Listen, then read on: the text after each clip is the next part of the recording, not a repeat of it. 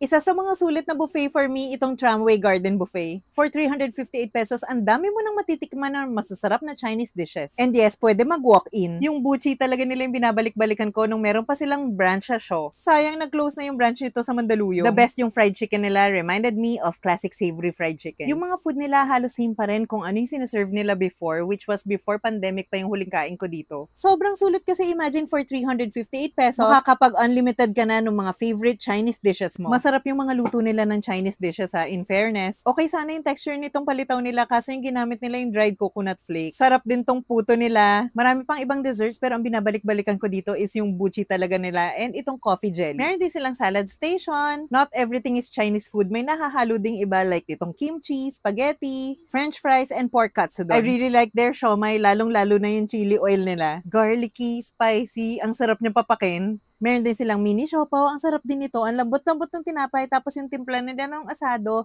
masarap, hindi masyado matamis. Wish ko lang may sauce tong kasama o baka hindi ko lang nakita sa buffet. There's also egg drop soup. Sarap sa tummy ng mainit na sabaw. Sobrang busog na ako kaya hindi ko na na-try to but they have wonton soup station. Itong plate na to nagustuhan ko lahat from yang chow, pancit, fish, spare ribs, crispy wonton, siomai, fried chicken. Sarap din yung tofu nila. Ang daming okay kaya sulit to for me. Dito nga pala to sa Timog Avenue branch nila. Kayo, nakapag-tramway na ba kayo?